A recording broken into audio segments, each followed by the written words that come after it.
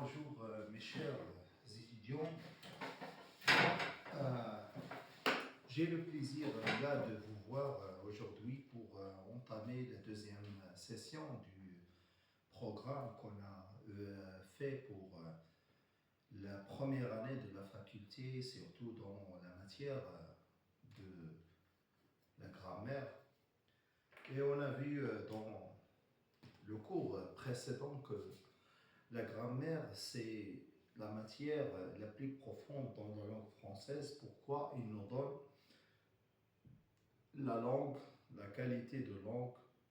On étudie les phrases, les types de phrases, l'interrogation, l'exclamation. Et on étudie aussi la façon de voir cette langue dans l'écrit couramment. Alors, on a le sujet, on fait un rappel toujours de qu'est-ce que ça veut dire la grammaire. La grammaticalité, c'est l'écrit aussi, l'écriture, l'orthographe, le point-virgule, etc., comme on a vu dans le cours précédent. Alors, on a le sujet que Pierre parle attriste sa famille. On a l'attribut, la vérité, et qu'il est malade. On a le complément donnant, j'ai l'assurance qu'il viendra. On a l'adjectif, le complément d'adjectif. Elle est froissée que son frère ait parlé.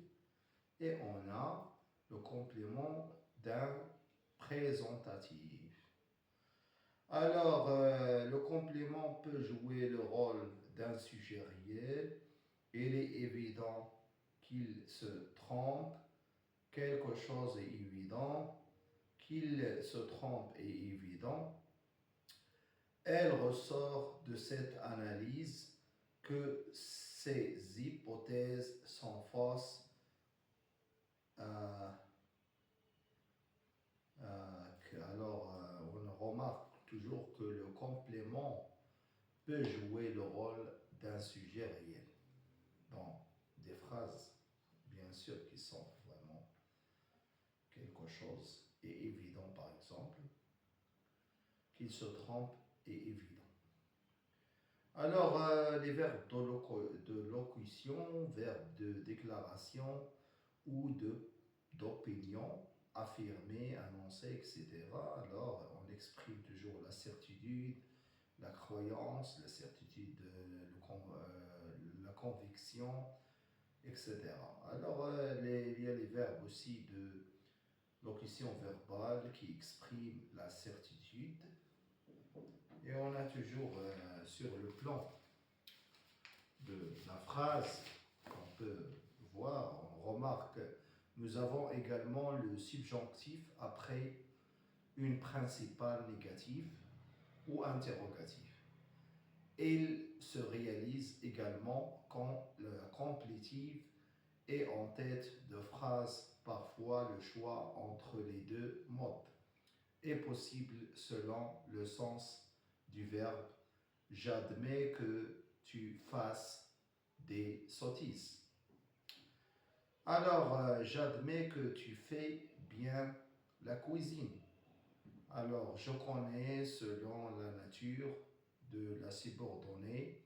Il fait toujours attention à ce que vous maniez. Le fait de manger complétif, il fait toujours attention à ce que vous mangez, aux choses que vous mangez relativement aussi.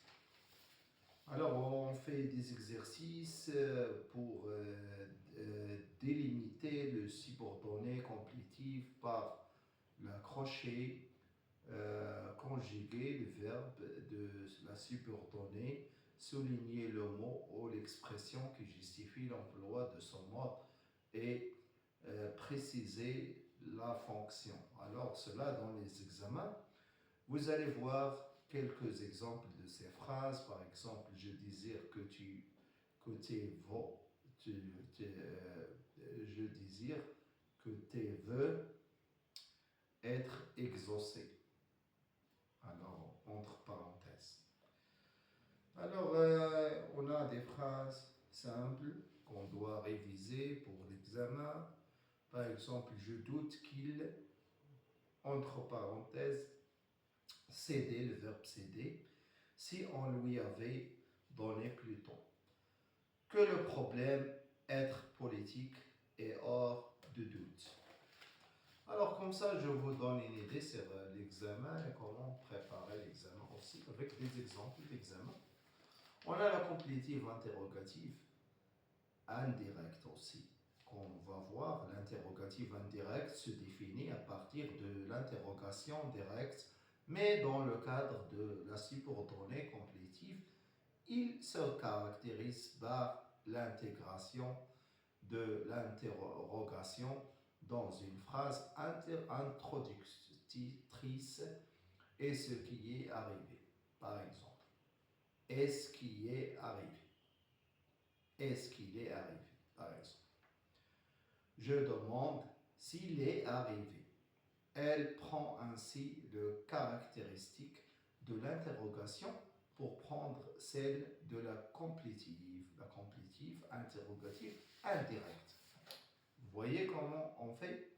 S'il est arrivé, je demande s'il est arrivé. On a transformé l'interrogation, interrogative directe, à une complétive interrogative. Alors, un pronom ou un déterminant ou un adverbe, on se voit dans la phrase, par exemple, qui est ce garçon? Je te demande qui est ce garçon? Je te demande qui est ce garçon. On a transformé l'interrogation. Où va-t-il? Je te demande où il va. Que se passe-t-il? Je te demande ce qui se passe. Alors, vous voyez comment on a transformé l'interrogation en une complétive interrogative indirecte. Voilà. La structure de la phrase, certaines structures amènent le sens interrogatif. Par exemple, le cas de l'impératif. Dis-moi s'il viendra. Dis-moi quelque chose. Viendra-t-il? Dis-moi que tu veux. Dis-moi quelque chose. Qu'est-ce que tu veux? Alors, vous voyez comment dans les phrases, on a ces choses-là. On remarque toujours que l'interrogatif indirect, introduit par le pronom, ne se distingue pas toujours de certains types de relatifs et le sens du verbe qui permet de trancher. Alors, on a les interrogatifs, on a parlé d'indirect, comme les autres, on a le CN d'un CN ou le complément d'objet direct, etc. Et on a le sujet aussi. Alors, on va vite pour voir les autres exemples qu'on a dans la complétive infinitive. On va voir la complétive infinitive. La grammaire traditionnelle ne reconnaît comme proposition infinitive que le cas où le sujet de l'indicatif et de l'infinitif est exprimé obligatoirement. J'attends le merle chanter. J'entends le merle chanter. D'ailleurs, cette proposition est interprétable de deux manières. J'entends le merle qui chante. Alors, relative, j'entends que le merle chante, complétive. Alors, vous voyez, il y a une relative et une complétive. Je pense venir, je pense que je viendrai, je veux venir, je veux que je viendrai. Alors, si je veux, c'est pas quelque chose qui est probable. Alors, Jean propose à Jacques de venir. Le sujet de l'infinitif est Jacques. Jean propose à Jacques qu'il vienne. Le sujet est de la complétive est ambigu. Il peut référer aussi bien Jean que Jacques. C'est comme ça. Les verbes acceptant le double, construction, infinitive, conjonction, etc. On a les verbes de accept, les deux constructions complétives, conjonctionnelles et infinitives, etc. Alors, je vous donne une idée claire sur tout ce que vous allez apprendre dans la faculté en ce qui concerne la matière de la grammaire. Le verbe n'accepte que la construction de conjonction annoncée, apprendre, etc. Et on remarque toujours qu'il faut distinguer les verbes opérateurs des semi-auxiliaires. Les premières sont généralement des verbes transitifs suivis d'un code ou d'un complément d'objet indirect. Alors, une complétive interrogative indirecte peut subir la transformation infinitive. Je me demande où je vais aller. Alors, je me demande où aller. Vous voyez, on a toujours des exercices qu'il faut faire pour maîtriser ces choses-là. Toujours les exercices vont vous aider dans la matière de la grammaire pour donner ce qui est de meilleur. Alors, on a un texte examen blanc de cette matière qu'on a dans les yeux. Combien de subordonnées complétives, combien de subordonnées interrogatives, combien de complétives d'objets indirects. On est toujours dans la langue, mais on est dans la matière qui s'intéresse beaucoup, s'intéresse sur le morphosyntaxe et le S4. Pourquoi? Parce que on est toujours dans le suivi de la langue. Le suivi de la langue, c'est la grammaire correspond toujours à la morphosyntaxe et à la morphologie, bien sûr, de la langue. Parce qu'on ne peut pas exprimer une langue, une phrase, sans la morphologie et sans la morphosyntaxe. C'est quelque chose qui est lié, par exemple, dans le locas, la liaison dangereuse. On a toujours, croyant voir un geste dans ce qui n'est pas toujours une plaisanterie.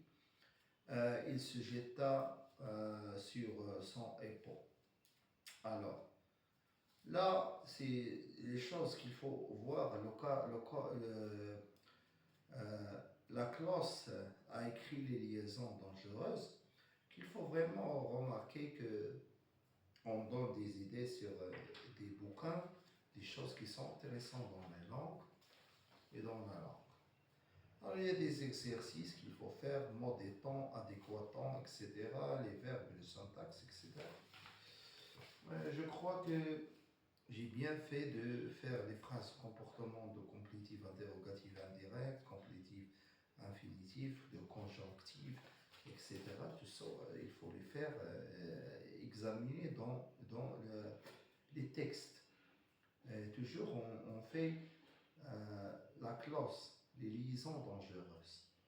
Alors, ce livre est très intéressant et il faut le voir. Et il faut voir que les exemples vont d'ici, on ne change pas les exemples, etc. La façon de voir la grammaire moderne, qui est la grammaire, là, on est dans la grammaire. Quand on est dans la grammaire, il faut toujours voir la morphosyntaxe.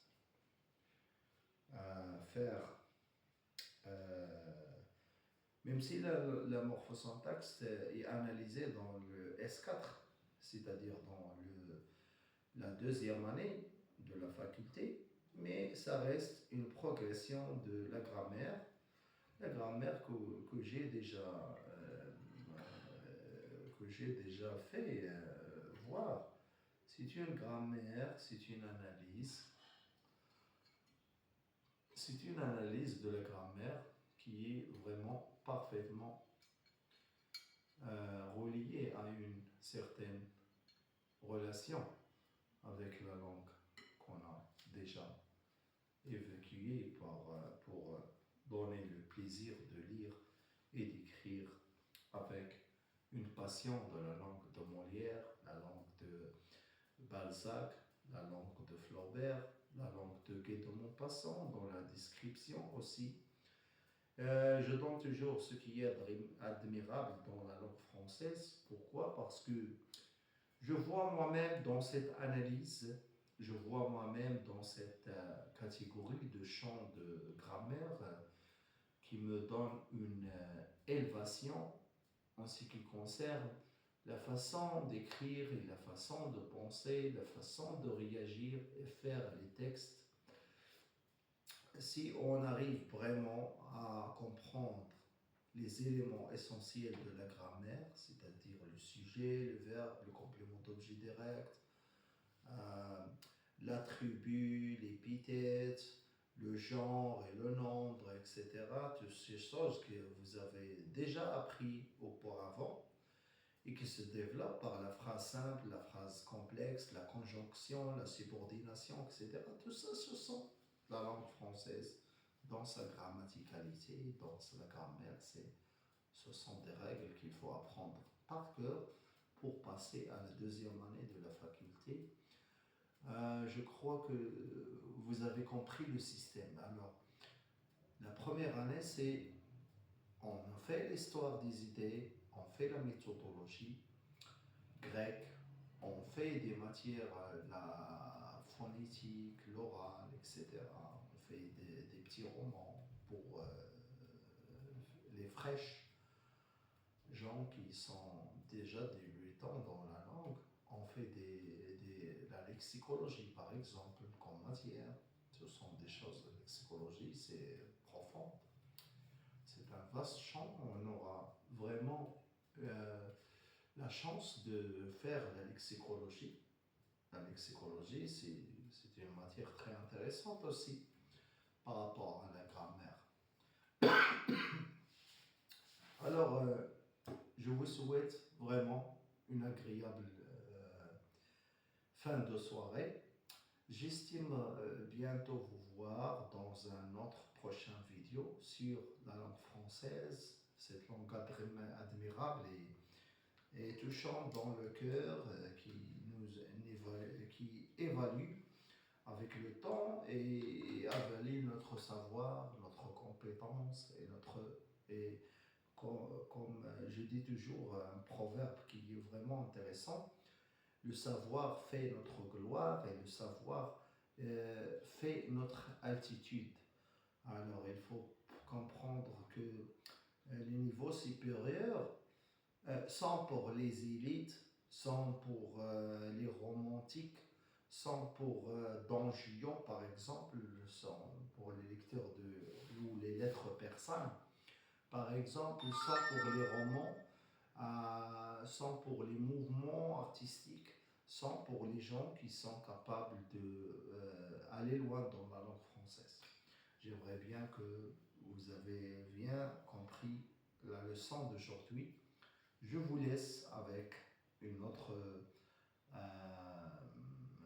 vidéo bientôt sur une autre matière du S1 dans la faculté. Merci beaucoup et à bientôt.